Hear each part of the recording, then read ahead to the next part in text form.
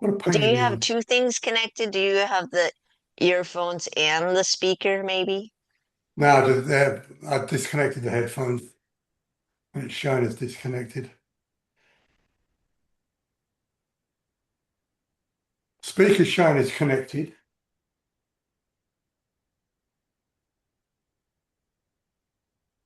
And the settings on the volume is right? No, they're up.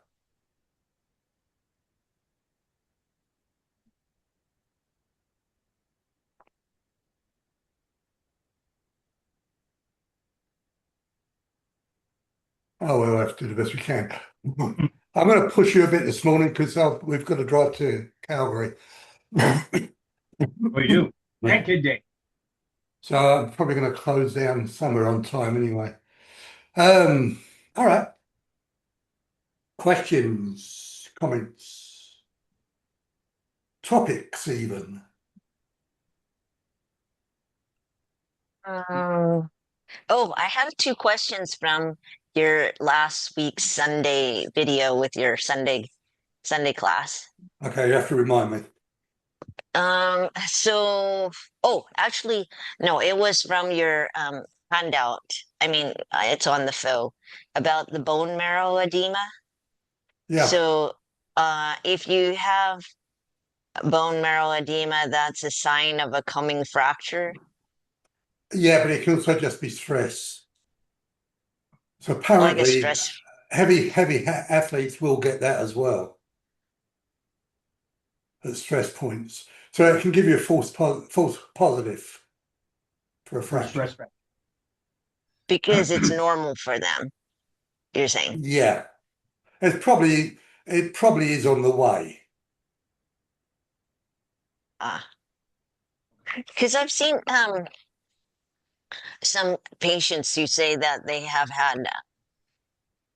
have bone marrow edema in their vertebrae, I guess, in some segments of the vertebrae, Yeah. but they're um they're very young people and they have uh Ehlers-Danlos, so I wasn't sure if what that meant, but I'm sure it's not very I mean, I'm sure it's kind of painful though, I because they don't have know. a bit of bone pain. It's are they female? Yes. Are they athletes? No. No? I have no No. idea then. Yeah. They're not athletes. Yeah, Um, no, I don't know. okay, so There's no reason for a stress fracture in a non-athlete. well, could it be like poor bone density would Well, also that's why give I that? asked if they were female. Yeah, they are female, Then but they not may be in amenopausal. menopause. But even No, then, they're not. how old They're are they? they're about uh early 20s, late teens. Oh, that's young. Yeah, that's Yeah, I have no idea. I mean, Yeah. what do I know Okay. about endocrinology? I well, I don't know either. But I just saw your thing that it might be a coming fracture, so I was thinking, oh, maybe Oh, maybe. should I? Hmm. So are they doing anything about it? I mean, it's difficult to tell them to rest, isn't it, when they're already resting? right. Right. Well, their doctors know about it because they're the one who did the imaging, and so I don't know. I don't Not think they my were doing business. anything about Ain't my business. it. Okay. Can I've got a we? whole And then the PowerPoint on next. that coming up. Somebody else's problem. Right. Oh, that's the name of your PowerPoint. Yeah, Somebody else's problem. yeah. Okay. And then the other one was the uh, femoral neck risk for avascular necrosis. Yeah. So, is that, I guess that is very painful. Or you said that we have to watch out for hip pain being, uh, The ones or, you know are painful are the ones that are painful. You don't know the ones that are not painful, though, do you? oh, yeah, that's true. Okay. That's a matter of Um, looking at incidents. If they're doing general study, MRI radiographic studies of the general population now, and they know how many people are coming in with symptoms, it should be possible to estimate the number of people who have it who don't have symptoms, but I don't know. I got to tell you, mostly on those essays, when it's in an area that I honestly don't know about, I'll put my name on it just to put my name on it because it's not reasonable for me not to put my name on it. Does that make sense? Right. Okay. I need to take responsibility for that going out. So that's how I do Uh-huh. it. But it doesn't mean to say I know anything about it. Oh, okay. Well, that's okay. And then, but Generally I did speaking, I'll have, give you this clue as well. If my name goes first, I either initiated it and had a lot of input into it.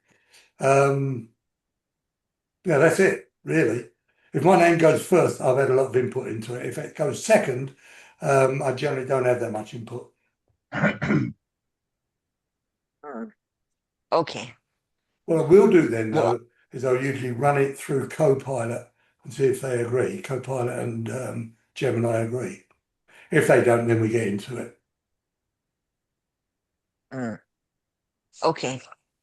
Well, I had a case a really long time ago, but this person was in a car accident. So then they had uh it I don't know if it was a fracture of their hip, but they had the avascular necrosis and then they always had pain afterwards. And I don't know what was the thing about uh repairing it either. I don't know. I can't remember that part about it. It was really far back, but I wouldn't have it thought it'd was a been very chronic, successful because I mean you've got all that bone damage. I don't know. right? It wasn't very Anybody deal with successful. this? Don't let us flounder about. The only cases of avascular necrosis I've ever run into, they've gone on to have total hip replacements done. Yeah, I would have thought so. Well, they used to do And here. They used to tent them up and put screws right through the femoral neck just to give them stability on either side. Because a lot of these folks had AVN on both sides, and then maybe a year or two later they had total hips because it just broke down. oh, You know, because eventually they're gonna have to have a total hip because they lose the blood supply and the bone dies. and then they feel better after getting the total hip. They can have the Uh-huh. total hip without having a blood supply then, because you don't need blood Yeah, supply for the total hip. There's Well, they no feel a point in ton giving better. blood to titanium, is there? Right. They feel a ton better right away. Right. Oh, okay. All right, that's good. Anything else? Mm, Jim, with those bone edema people, possible stress fractures, if you ultrasound them continuous mode for like 20 minutes every day, could that help heal that? Yeah, but you've really not got I wouldn't do it. I mean, honestly, I wouldn't do it. This can be done by proper machines. The machines have a frequency already set to it. The intensity is already set to it. Maybe not the intensity, but the frequency is already set. They've got that set at the exact frequency they want. You're playing at this with a machine that's not designed to do that. You can get it down to those. Well, can you? If it needs below 0.5, can you get your machine down below 0.5? 0.5 watts? Yeah. No, I can go to 2 watts. Yeah, you need it probably sub 1 watt anyway. Okay.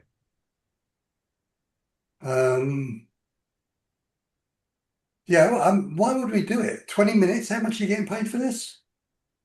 Well, you get paid $12. I mean, it's Yeah. it's the point of. I mean, I'm not going to do it, but I'll have somebody else do it for me. Yeah, I mean, and you've got to talk to them for 20 minutes. Well, right, which is the hard part.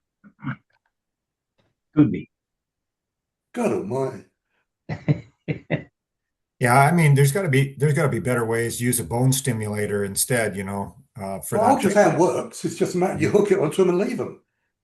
But it's done by proper clinic and proper machine. I don't know why we want to do everything that everybody else is doing. Keep trying to take over other people's jobs and we keep giving ours up.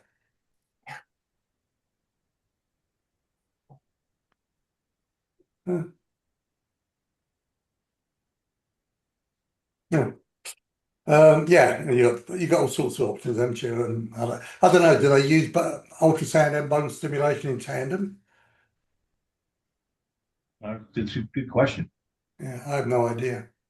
The trouble is, I could find out, but I've not got no real interest in it, so I won't.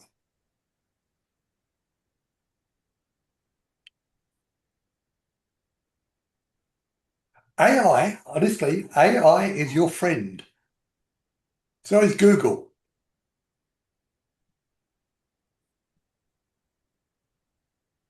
I don't know.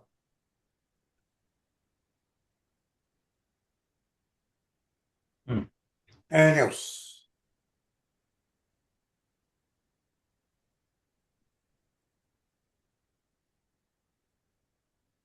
What do you want me to talk about?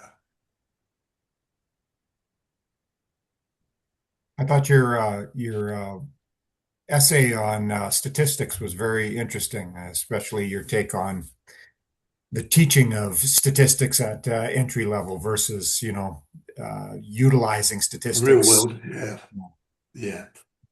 It's really interesting, isn't it? I mean, the more tight and more rigorous an RCT gets, the more chance it has of being published, and the further away from clinical reality it gets. I Right? mean, they have to. They really do. I just don't understand. I mean, of all the people who shouldn't be teaching us, it's academics. I remember when I was at school, there was a debate going on whether it should turn into a degree course, a bachelor course. It was a graduate diploma course then. And the general consensus amongst all of the teachers was no, it's a practical class and it will lose the practicalities. And that's exactly what happened. They were right. And the higher the degree gets, the less caring about real life they get. Julia.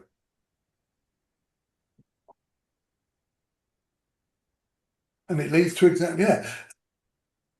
I don't know if I said this to you before or not, but I got a bit of an insight suddenly. Don't happen very often, but it did.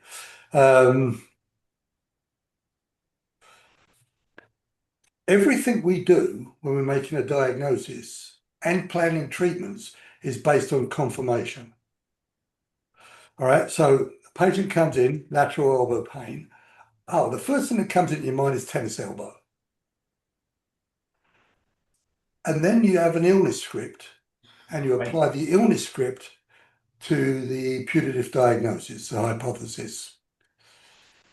And every single question and test is designed to prove it. There's not one test that you do that actually tries to falsify it. If you think about it, this is the way everybody practices.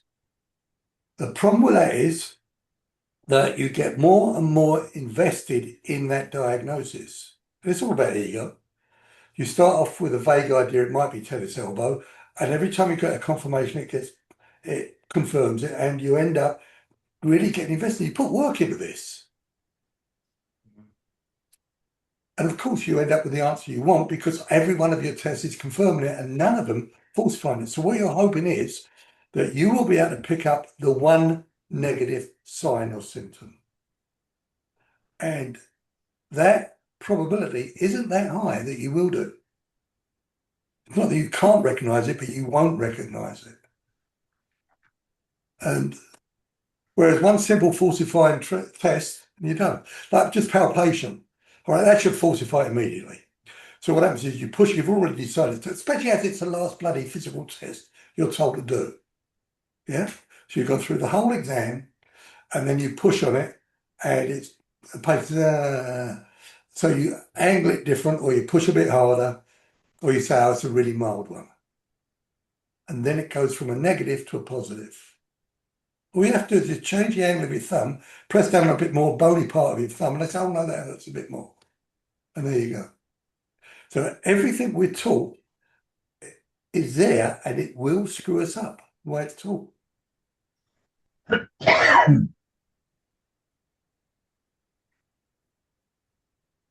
It's interesting. I don't think I was taught any better than you were at all. In fact, I think I had the benefit of being ignored by the teachers. We all did. Clinical supervision was non-existent. The teachers kept it really, really practical. I had one guy who used to teach anatomy, and he'd walk into the class, put his feet up on the desk, say, read this page to this page out of grades, and then open a newspaper for the next hour. That's my anatomy class. You had to learn yourself, and I think that was a benefit actually then. Now they're spoon feeding you, but they're spoon feeding hat and crap. Right. I come to the conclusion. You remember me going on about that article in Skeptic magazine? I hate to say it, I think they're right.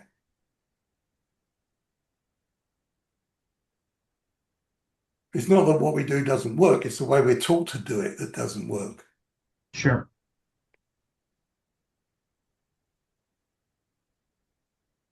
Think about that. Has everybody had their feel of ultrasound now? No, that makes sense. I just didn't know if that would be something that would be, I'm having help. nightmares about it. No, I know. I mean, it's a lot of meat in there for sure, but I was just thinking the best way I'm to having flashbacks. get flashbacks. But I'll tell you what, any exam I give from now on, will that be 50% of it will be ultrasound?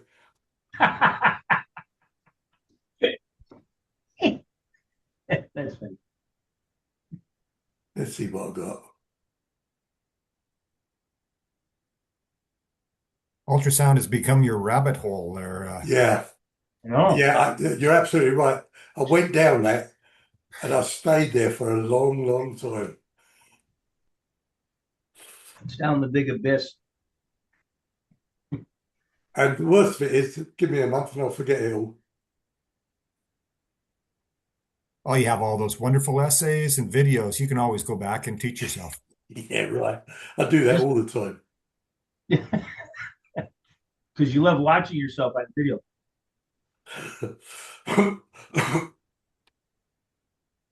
Jim, we used to say that someone was going to get a HUMS treatment, the HUM, so hot pack ultrasound massage. Yeah.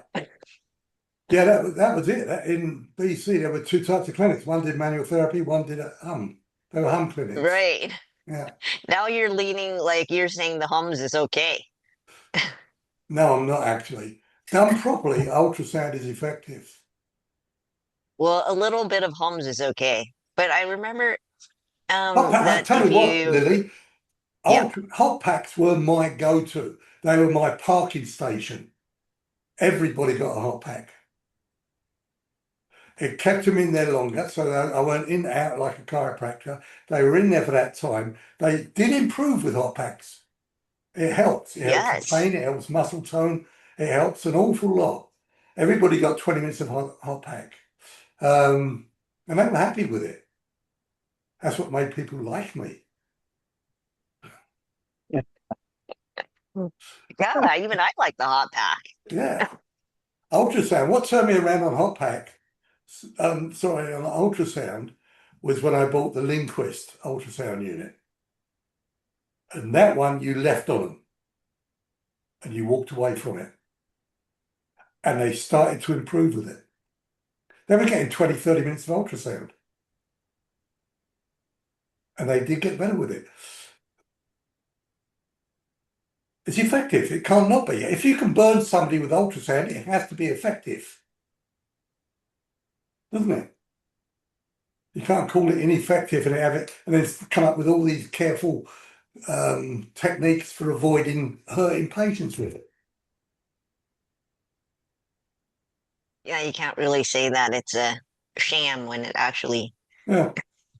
you feel the sting later or it's a sting during it. But their treatment dose was exactly the same dose as a sham treatment. So they're comparing sham with sham. And I think these people are basically sham researchers as well. They didn't go with the physics. The physics told them exactly what they needed to be doing, and they didn't do it. I think I told you that case of a researcher doing this, and they were doing it to a gastrocnemius, and they burnt the anterior shin, Mm. you know, and that was on low dose. They just kept it there when the patient started to bitch about it.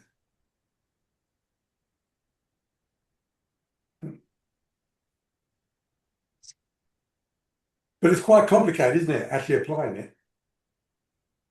You've got so many parameters you can mess with.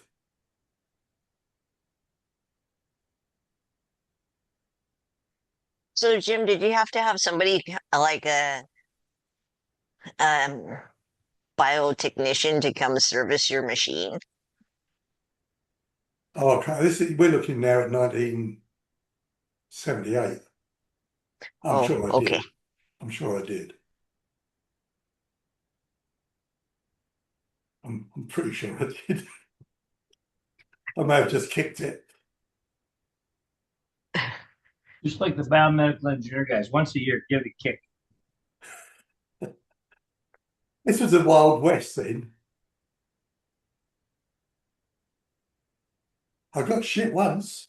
It didn't go anywhere. But I used to make my patients do their own ultrasound. So I weren't going to sit with them for 5 or 10 minutes. This is before I bought the Lindquist. And it was actually the reason I bought the Lindquist. So if they've got an elbow, they'd do this. And my reasoning was if that starts to bother them, they will move it faster than I can move it. It'll ruin the machine, but that's my problem. And then somebody switched from me and went to another therapist, told them about it. They got all upset, complained to the college about me doing it. The college got back to me. I said, is there a rule against me doing this? And they said, well, no. I said, well, mind your own goddamn business. And then I bought the Lindquist. That's why I bought it. Because I don't want to sit with these people. Bad enough I have to let them in the door.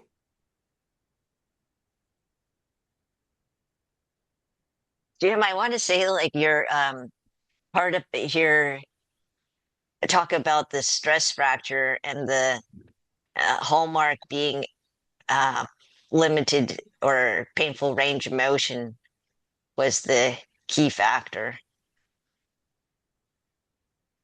I'm sorry, say that again, Lily? Oh, you were saying for the stress fracture that the key, like one of the key things was because with the other group you had these two cases, and then the stress fracture was like it takes a lot for the pain to occur. Like you can't just test it in your clinic, like with your like doing some like regular PAs or something like that. I think you said that it doesn't Yeah. since this person was like a soccer player, they could do like all, like whole hour or Yeah. so of practice. So you wouldn't be able to test it out in your clinic. No, I Um, mean, it's got to reach a level that's going to give them symptoms. And you're going to get an idea of that by how quickly the symptoms come on and how much stress they're able to use to make the symptoms come on. But if they're running and it takes 30 minutes for the running to make the stress fracture hurt, the bone will be tender, but it's unlikely you can reproduce the aching that they get. and then you said that the limited range of motion was the hallmark of fracture, stress fracture, or just regular fracture? Because Regular it doesn't fracture. have to be painful. Yeah, no, that was in the neck. This is old people in the neck. That's a pathological fracture. So the fracture itself may not be painful, but I think if it's not 100%, it's close to it. They will have a loss of range, a significant loss of range as well. That's for old people. Pathological fractures, Oh, pathological fractures. and Okay. that's pathological as opposed to stress. Because I remember Well, I had a fracture in a car accident, and I didn't think that I fractured it. Uh, and I was just sitting there, and then um, I noticed, well, when the EMS came, because I guess it was kind of a bad accident, then I couldn't, I noticed I couldn't move, without pain. I couldn't go forward and I couldn't go backwards, like from the chair. So, Yeah, um, yeah, and then it turned out that there was a fracture. yeah, But otherwise, just sitting there, I wasn't pain. I wasn't in pain just sitting there. yeah. I mean, and the movement may not be painful neither. It's just limited. Oh, it was painful. Yeah, Because but it doesn't have to be. well, I mean, it Uh, wasn't excruciating pain, but it was like a pain that says, "Oh, I don't want to yeah, go that way." yeah. I think I told you this story. There was a PT on a course, and about a year or so, something like that, 8 months, a year before the class, she got into a car accident, and she had a lot of pain. The X-ray was negative, and the pain went away, but she still had severe movement loss, one direction of rotation. So she starts PT school. The instructor notices she can't move her neck, so he gives her exercises to do. Hmm. The pain came back. I did another fracture, and she had a fractured dens. Oh yeah. Mm, mm. Yeah. Do you remember those? I'm pretty sure I showed you these. If I didn't, I will show them to you. The kinetic X-rays I was showing you about from the chiropractic mobile van. There was fractures and all sorts of crap in there, ligament tears in the neck. Do you remember those? Yes. I can show them to you again. I'll just have to dig them out. I can find them Yeah, again. incredible. But none of those people were in pain. They may well have been when it happened, but none of them were in pain. You see that by the way they were moving. There's probably some aching going on, but not enough to stop them moving.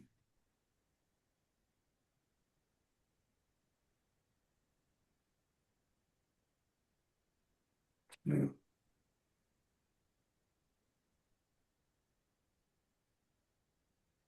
I think the algorithm, those two, especially the Canadian C-spine rules, actually, I think they both got the same. Yeah, they do.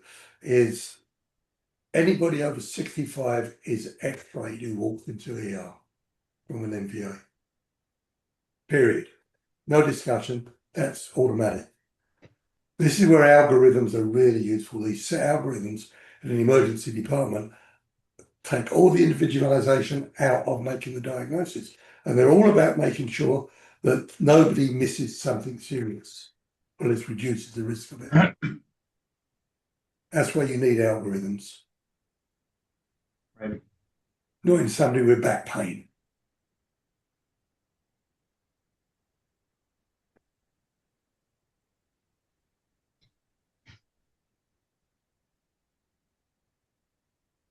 Gotcha.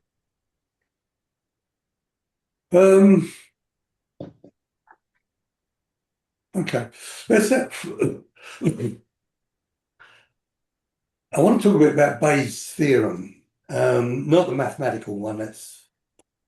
You don't need all that math, but just about the general principles of it, because this is how you work, and I think you need to know how you work if you don't already. What Bayes' theorem does is allow you to change your confidence or belief in a conclusion when you get more evidence. Okay, so you start off thinking it's a tennis elbow because they're lateral elbow pain and it's not tender.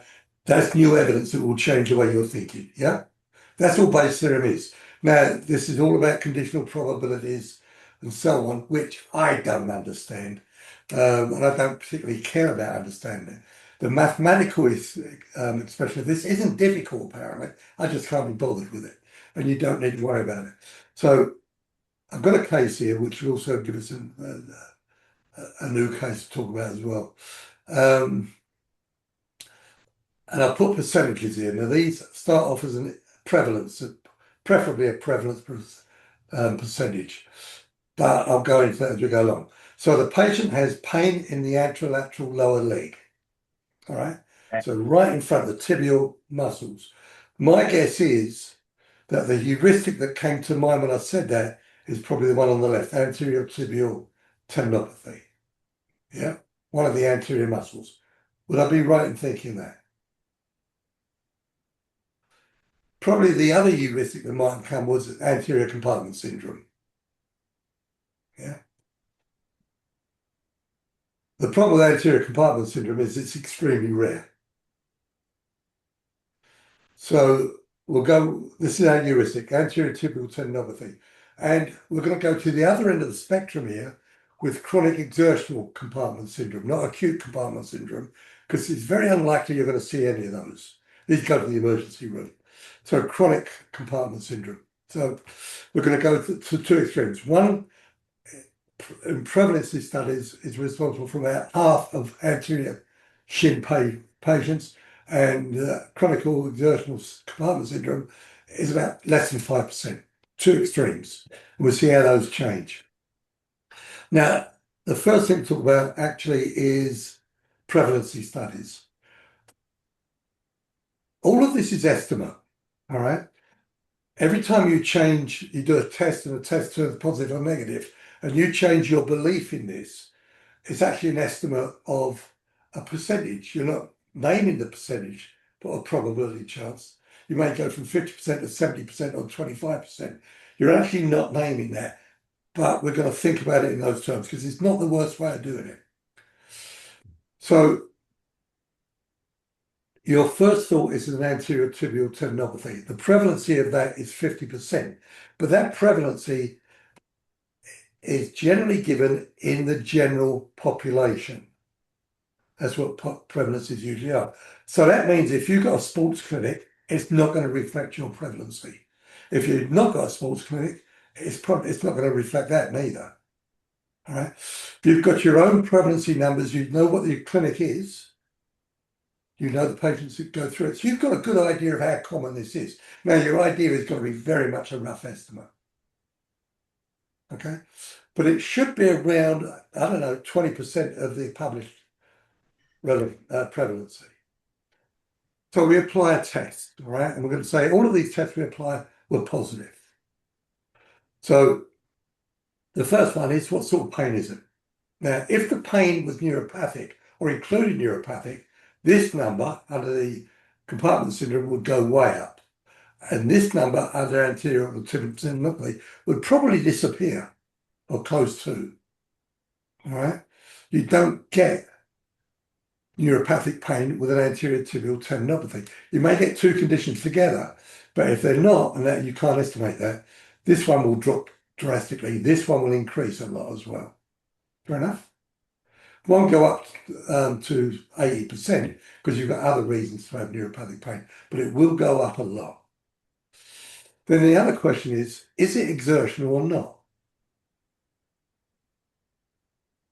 So by exertional, I mean it not only comes on with exertion, but it goes away very rapidly with rest. So this can include a vascular ischemia or the compartment syndrome. All right. In this case, it was the somatic pain, the exertional one was positive. That is, it was exertional. So now this drops, the anterior tibial tendinopathy drops to 15%, say. I don't know if it is 15%, but it's for me. It's not for anybody else. It's for me. It just reflects a big drop in my confidence in this. And this one goes up a whole hell of a lot. Okay. So now I can say that for me, chronic exertional compartment syndrome is the leading contender here. All right. I'll give it a 90% score. This one pretty much is out of the running. 15%. So what now I've got to think, what else can this be other than compartment syndrome? It's a vascular demand syndrome, or rather it could be a vascular demand syndrome, That's the other reason why you get exertional problems. That's also going to be quite rare as well. We'll do one more test. You stretch it and you contract it.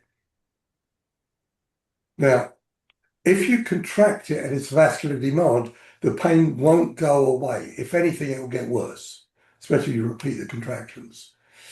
Interestingly enough, with contracting the compartment syndrome, the pain won't go away, but it won't get worse.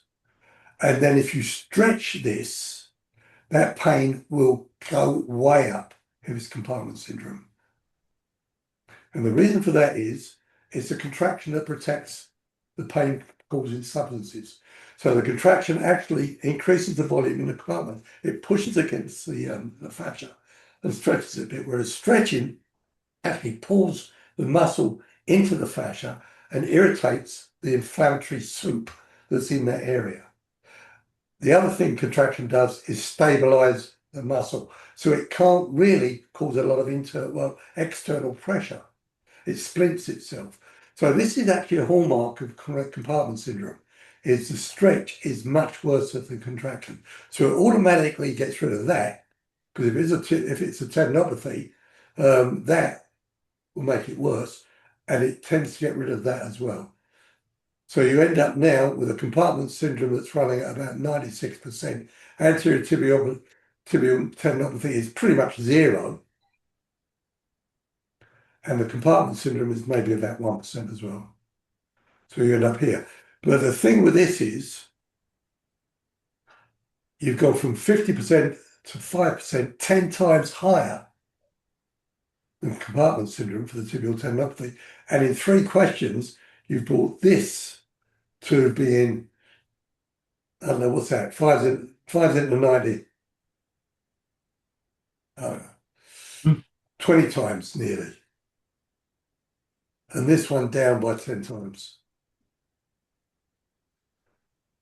I don't want you to do this. I don't want you to think in percentages in this way. But I do want you to think about what you're actually doing and trying to achieve with your test. This is not just a pick a test, see what happens. All right? It's pick a test, see what happens, and how does that affect what you're thinking?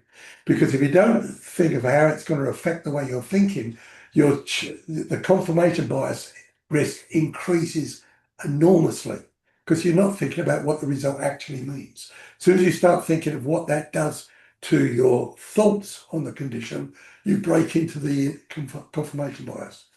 It's another form of bias mitigation. It's how your brain works, so you should know what you're doing. And I think I mentioned this last time. Thinking about how your brain's working makes you understand better the things you're thinking about. Metacognition is an important part of improving competency and moving into expertise. So I'm Well, told Jimmy, I don't does know anything about anything, but I'm told that. a quick question? Does the exertional compartment syndrome, it acts different than just regular compartment syndrome as far as Well, you've only stress? got really 2 types, compartment syndrome and acute and chronic compartment syndrome. That's But the it. stress, Acute compartment syndrome, basically the patient's in the emergency room, this pain is so bad, right? Okay. and then you're going to get real build-ups. You're likely to get neurological signs and symptoms, colour changes, and all the rest of this. This stuff is okay. If they're not exerting it, generally speaking, there's not much pain. Okay. Got it.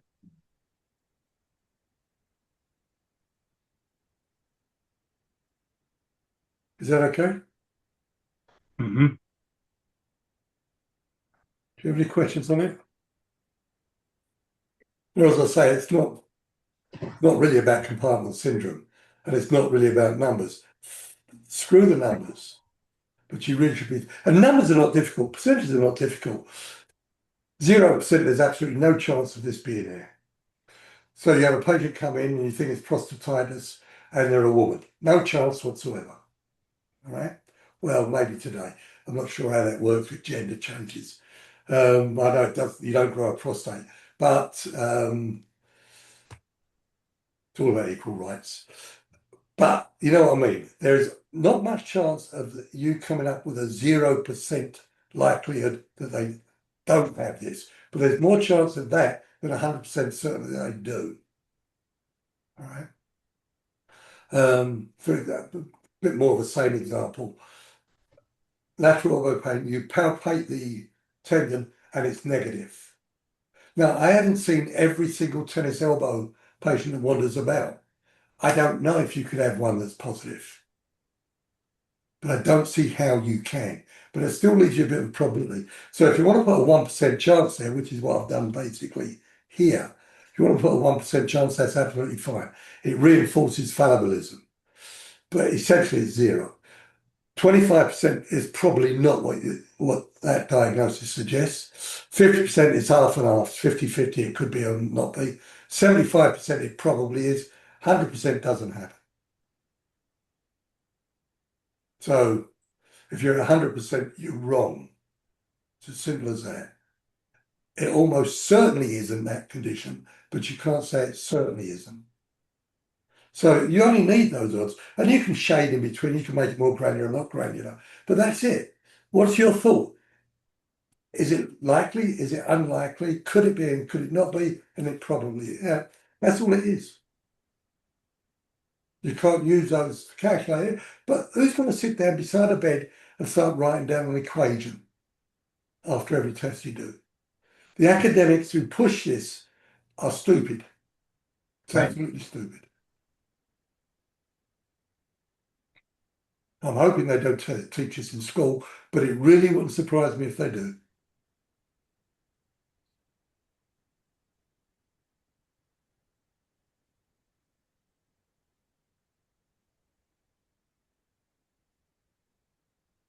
I'm going to show you this one, but I'm going to change it. Yeah, I'm changing that one anyway. Okay, questions? No? It makes sense. So Jim, if I get this right with the chronic exertional pain in the anterior compartment, you would say that it would be significantly more likely to be a positive finding pain reproduction with stretch as opposed to contraction of the anterior tibialis or Yeah, I didn't know muscle. that until I got stuck in this a bit more. I didn't know that, but it seems to be a hallmark of the condition. And it took me a while to understand why. But apparently it's because the muscle does splint itself. And the pain is actually coming from a chronic inflammatory chemical superinflammation. And it's that kicks everything off. And that's why it keeps hurting even between, well, not on startup, but that's why it gets worse and worse and worse as you do it, as the increase in inflammation. Yeah, I didn't know that. I So think the I've only ever seen one.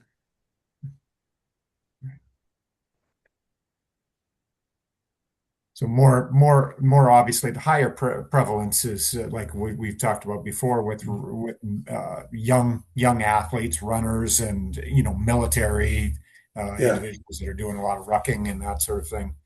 You'd see a higher incidence than in the general population. yeah, yeah, yeah. Yeah, if you're an athletic practice, you may see a lot more of them. Um, yeah. There's a couple of conditions that mimic it as well. There's one called a fascial herniation, where the muscle, a small part of the muscle herniates through the fascia, and that part gets strangulated. Huh.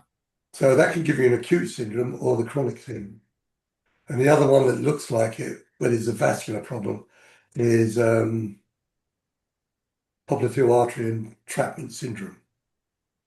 So that's a pure demand problem. So I suppose that one's going to look like intermittent claudication, but you actually have a mechanical problem there. So, Jim, on the exertion, you're saying that with the entrapment syndrome, the chronic entrapment syndrome, it would just be a lot more painful with exertion than the tibialis Oh, chronic anterior. exertional compartment syndrome. Yeah, it would just be a lot more painful than with exertion than the tibialis anterior strain. Oh, I wouldn't say that. Ischemia can be really painful. The chronic exertional one, I would have thought it'd been the other way around. This is That's not what I acute thought. compartment syndrome, this is chronic. So first off, at rest, they have very little, if any, pain. It's only with exertion. And the chances are that's going to be more stressful exertion than walking it would be with a Poplar 2 entrapment. You just can't afford the blood supply. So you're likely to see colour change, all the other stuff. But I would have thought, and I don't know, I would have thought that the arterial entrapment would be much more painful than a chronic compartment problem. But Jim, so if you suspect that it is a chronic entrapment syndrome, then No, it's not chronic entrapment syndrome. It's a chronic compartment syndrome and oh, an okay, entrapment chronic syndrome. compartment syndrome. Okay, so if you suspect that it's the chronic compartment syndrome, then there's nothing in PT that you do about it. Is that correct? No, you refer it. No. Yeah, Sure. and then they would Gosh, stretch it like surgical release or something. Probably, I don't, yeah, probably. yeah, they do a fasciotomy. Yeah. Okay. But again, that But would if that happens in an acute case, that's done as an emergency. Right. But in the Sorry. chronic case, I guess you'd have to like prove it to the doctor that you think I that don't have it's to that. prove anything to the doctor. No, Why am I proving anything to the doctor? No. send it I to the just turn around and vascular, say, I don't like this, do something with it. send it to the Oh, okay. vascular people, and they'll do compartmental pressure testing. I mean, Yeah. It's got to be, I what, see. 15 millimeters higher or something? yeah, Yeah, 15 is resting, and then 1 minute after exercise, elevation over 30, I think it is, something like that. Yeah. Not my job to prove anything to a doctor. If I don't like the patient, my job is to send it back. That's it. I'll give them suggestions if they want them, but I don't have to prove anything to them at all. I found a lot of time, like the chronic ones, the doctors don't know what's going on anyway. The GP, so they don't know what to do with it anyway. And the ones I've had where Yeah. come in and they do, so you do a bunch of testing on them. I've done then put them on the treadmill, and within a few minutes they're getting pain and stuff like this. So you send back a letter stating you're suspecting this and this, and then they need to be sent for pressure testing, and away they go. Right. And most doctors, like by that time, they don't know what's going on with the client anyway, so they're more than happy to do what you've asked them to do. Yeah. I have no problem with talking to doctors. I just don't have to prove anything to them. Exactly. Yeah. You know, it's more important I get them out of my clinic. What happens to them after that is SEP, somebody else's problem. Yeah. That's funny. Good point. If you're wondering where SEP came from, it's from Hitchhiker's Guide to the Galaxy. That's funny. And then what does it stand for? Somebody else's problem. What else is the problem?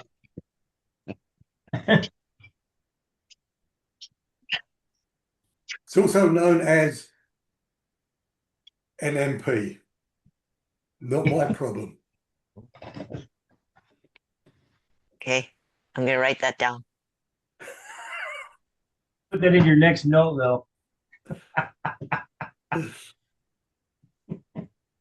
What was the other one that came? Where was it? As a movie, I think.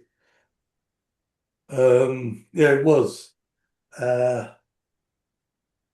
Agoma. Get out of my emergency room.